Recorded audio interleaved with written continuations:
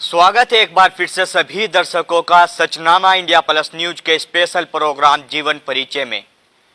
जीवन परिचय के इस एपिसोड में आज हम बात करने वाले हैं मुजफ्फरनगर का नाम रोशन करने वाली एक ऐसी बेटी की जिन्होंने अपने गांव से शिक्षा शुरू कर आज सफलता के झंडे गाड़ दिए हैं।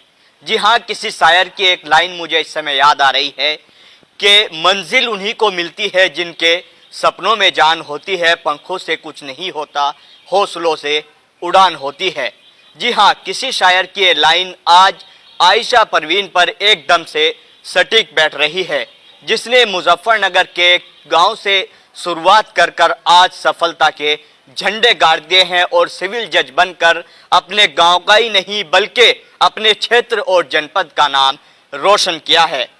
जीवन परिचय के इस एपिसोड में आज आयशा परवीन के जीवन के बारे में हम जानने आयशा परवीन के पास पहुंच गए हैं। बिना किसी देरी के सीधा आपको मिलवाते हैं मुजफ्फरनगर का नाम रोशन करने वाली इस होनहार बेटी से। आयशा परवीन हमारे साथ इस समय मौजूद है।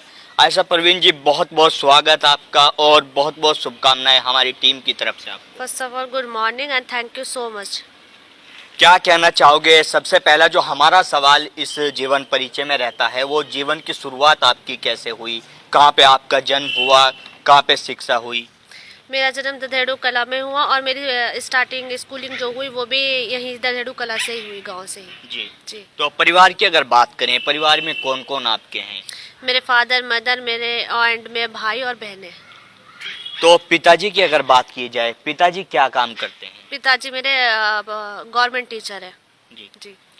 तो शिक्षा, जैसा आपने बताया कि गांव से आपकी तालीम की शुरुआत हुई, तो कहाँ कहाँ पे तालीम हुई, कैसे आज यहाँ तक पहुँचे आप? गांव नेशनल हाई स्कूल से मैंने 10th किया, उसके बाद मैंने 12th मुजफ्फरनगर नवाब अजमत अली खां से किया। ग्रेजुएशन मैंने देहरादून से की और मेरी पढ़ाई फिर मास्टर्स तक वहीं हुई। जी। तो किस तरह की परेशानियों का सामना इस पूरे सफ़र में आपको करना पड़ा? किस तरह की मुश्किलें सामने आई एक गांव से निकलकर अलग अलग जगहों पे जाकर शिक्षा लेना? नहीं, ऐसी कोई परेशानी तो नहीं आई खैर, लेकिन मेरे पेरेंट्स ने, मेरे सिबलिंग्स ने, सब ने मुझे सपोर्ट किया और मुझे आज इस मुकाम पे पहुंचाया। पेरेंट्स की आपने बात की है, जिस समाज से आप आती है मुस्लिम समाज, आज भी कहीं ना कहीं इस तरह की मानसिकता के लोग हैं जो बेटी और बेटों में फ़र्क करते हैं, बेटों को आगे बढ़ाना चाहते हैं, बेटियों को लेकर मानसिकताएं बदली हुई हैं कि बेटी को दूसरे घर जाना है, इसको पढ़ाकर क्या करेंगे। आज भी जिस तरह से लोग हैं, तो आपके साथ किस तरह की ये चीज़ें रही? मेरे पेरेंट्स ने कभी ऐसा फर्क कभी नहीं करा कि भाइयों में बहनों में करा, मुझे आगे बढ़ाया और सब अपनी थिंकिंग चेंज करे। सब पेरेंट्स अपनी बेटियों को आगे लाए और बराबर के हिस्सेदारी दे, बहनों को भी भाइयों को भी, सबको बराबर करे। जैसे लगातार एक गांव से निकल के आप दूसरे शहर में भी पढ़ाई करने के लिए गई, तो जब लड़के अगर जाते हैं तो कोई बात नहीं आती है, लेकिन लड़की जब जाती हैं तो घर वालों से भी इस तरह के कमेंटबाजी होती है कि जी लड़कियों को बाहर भेज रहे हैं, क्या बनाना चाहते हैं, क्या करना चाहते हैं। किस तरह की वो चीज़ें रही जिनका सामना करना पड़ा? ऐसी चीजें तो बहुत आई, लेकिन आज उन्हें खुद जवाब मिल गया। कामयाबी हर किसी को जवाब देती है। क्या कहना चाहोगे आप उन लोगों के लिए जो आज भी इस पूरे मामले को लेकर लगातार अलग अलग जो सोच रखते हैं, लड़कियों को घर से बाहर भेजने के ऊपर जो है सवाल खड़े करते हैं? नहीं, वो सोच अपनी चेंज करे और लड़कियों को मौका दे, वो आगे आए और उन्हें कामयाबी हासिल करने का एक मौका जरूर दे। बहुत सारी लड़कियां आज के समय में ऐसी हैं जो करना तो बहुत कुछ चाहती हैं, लेकिन घर की इस तरह की परेशानियों के चलते, इस तरह की कमेंटबाजी के चलते वो अपने सपनों को कहीं ना कहीं ऐसे ही अपने अंदर रखती हैं, बाहर नहीं लाना चाहती और बीच में ही शिक्षा का क्षेत्र हो या किसी भी क्षेत्र में वो आगे बढ़ने की कोशिश कर रही है, वो अपना सफ़र बीच में ख़त्म कर देती हैं। उनके पेरेंट्स उन्हें सपोर्ट करें और उन्हें आगे बढ़ने का मौका दें। जब तक पेरेंट्स सपोर्ट नहीं करेंगे तब तक बच्चे कभी भी आगे नहीं आएंगे। आप उन्हें सपोर्ट करें और आगे लाएं और उन्हें उनका हौसला बढ़ाएं। आज आपने जिस तरह से सिविल जज बनकर अपने गांव का, अपने जनपद का, अपने क्षेत्र का नाम रोशन किया है, लगातार बधाई देने वालों के तांते लगे हुए हैं, तो क्या कहना चाहोगे उन बच्चों के लिए, उन लड़कियों के लिए जो तैयारी इस चीज़ की कर रहे हैं, वो कैसे अपनी तैयारियां करें? तैयारी करें, मेहनत करें, लगे रहें, इंशाल्लाह कामयाबी एक दिन सबके कदम चूमती है। आयशा परवीन, अगर पढ़ाई की बात की जाए तो आपको यहाँ तक पहुँचने के लिए किस तरह से आपने अपना जो है टाइम टेबल सेट किया था कि इतने समय पढ़ाई करनी है, इतने समय करना है? मैंने वैसे टाइम टेबल कोई सेट नहीं किया हुआ था। जैसे मुझे टाइम मिलता था मैं रात के समय डेली 15 घंटे 16 घंटे ऐसे मेहनत किया करती थी जी। जी। और उसके स्टार्टिंग में मैं 10 से और 5 तक मैं कोर्ट में प्रैक्टिस किया करती थी। जी। बीच के टाइम में आराम किया करती थी, बस उसके बाद फिर पढ़ाई करती थी। जी। तो इसमें जैसे घर से दूसरी जगह पे रह के पढ़ाई करना, परिवार की याद आना, किस तरह की वो चीज़ें रही, किस तरह से आपने अपना ध्यान उधर से हटा के शिक्षा की ओर लाए और मेहनत करते चले गए? मेरे पेरेंट्स मेरे साथ रहते थे, मेरे मतलब फादर रहते थे, पहले भाई रहते थे, फिर उसके बाद फादर रहे। लेकिन हाँ, मम्मी की याद ज़रूर आती थी, इस वजह से बस थोड़ा सा उनसे हर महीने मिलने आ जाया करती थी। जी। तो मतलब किस तरह की वो चीज़ें रही हैं कॉलेज में, जिस तरह से लगातार बच्चों में क्लास में भी जिस तरह से बच्चे अलग अलग होते हैं, सब अलग अलग मेहनत करे जा रहे हैं, तो जो पूरी क्लास में आपके साथ में पढ़ाई करते थे शुरू के दौर से आज तक की अगर बात की जाए, उन बच्चों के लिए क्या मैसेज देना चाहोगे हमारे माध्यम से?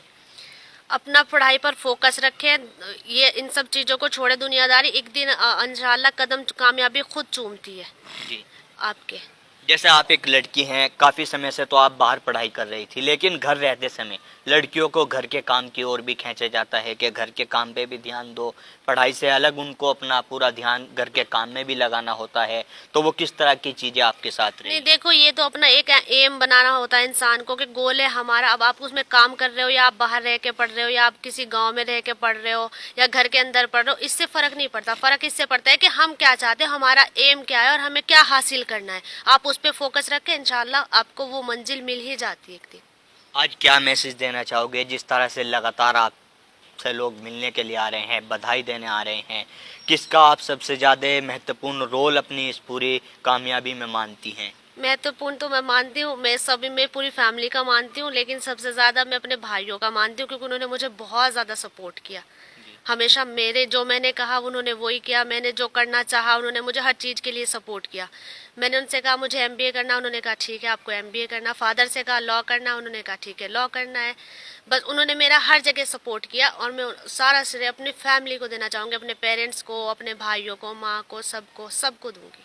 जैसे अभी आपने फैमिली की बात की है, अभी भी कुछ ऐसे बच्चे होते हैं जिनके मतलब सपने बड़े होते हैं, लेकिन अभी परिवार की तरफ से कहीं ना कहीं वो मानसिक रूप से कमज़ोर हो जाते हैं सपोर्ट नहीं मिलने के कारण। तो उनके पेरेंट्स को कहना चाहूँगी कि वो उन्हें सपोर्ट करे, इंशाल्लाह एक दिन सब कामयाब होंगे। आप एक ना एक दिन हर कोई कामयाब होता है। आप उन्हें मौका तो दे, सपोर्ट करें, आगे लाए। ये नहीं कहें कि वो लड़का है या लड़की, ये सोच चेंज करे समाज में ना। सब बराबर है, लड़का लड़की सब एक है। अब मैं हूँ, मैंने अपने बाप का नाम रोशन करा, मैं भी तो एक लड़की हूँ ना। जरूरी नहीं ना कि बेटा ही नाम रोशन करता, लड़की भी कर सकती है। तो अच्छा, जैसे आप सिविल जज अब कुछ ही समय बाद आप जो है बन जाएंगी, आपने पूरा इसकी प्रक्रिया जो होती है वो कर ली है, तो एक बड़ी जिम्मेदारी होती है न्याय करना, अलग अलग तरह की चीज़ें लगातार सामने आएंगी, तो किस तरह का मन बनाया है, किस तरह से आपने अपना? अभी ऐसा कोई मैंने अभी मतलब ऐसा नहीं सोचा, लेकिन हाँ इंशाल्लाह अपनी पोस्ट पे मैं ईमानदार रहूँगी और ज़्यादा से ज़्यादा हेल्प करने की कोशिश करूँगी। जितना मैं समाज के लिए कर सकती हूँ विकास, इतना वो मैं करने की कोशिश करूँगी। हमारे माध्यम से आखिरी मैसेज आप कोई देना चाहो? सब बच्चियों को बढ़ने का मौका दें, सब अपनी अभी थिंकिंग चेंज करें। ये ना करें कि आप लड़कों को मौका दे रहे, लड़कियों को नहीं दे रहे। लड़कियां जो चाहती हैं आप उन्हें करने का एक बार मौका दें और सब आगे आए, अपनी सोच को चेंज करें समाज में। आयशा परवीन जी, बहुत बहुत धन्यवाद आपका अपना कीमती समय देने के लिए। बहुत बहुत शुक्रिया आपका, बहुत बहुत। तो हमारे साथ में जीवन परिचय के इस एपिसोड में मुजफ्फरनगर का नाम रोशन करने वाली, एक गांव से निकलकर सफलता के झंडे गाड़ने वाली आयशा परवीन मौजूद थी, जो सिविल जज अब बन चुकी हैं। और इन्होंने जिस तरह से मैसेज दिया है उन बच्चों के लिए जो तैयारी कर रहे हैं, उन पेरेंट्स के लिए जो बच्चों में, बेटी बेटों में फ़र्क करते हैं, तमाम तरह की चर्चा इनसे आज हमने यहाँ पे की है।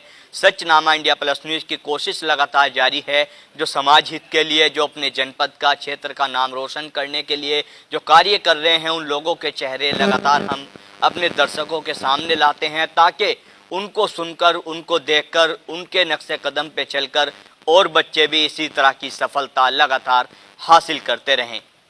मैं अपने सहयोगी शिवम जहांगीर के साथ Tanveer Malik, Sachnama India Plus News, Muzaffarnagar.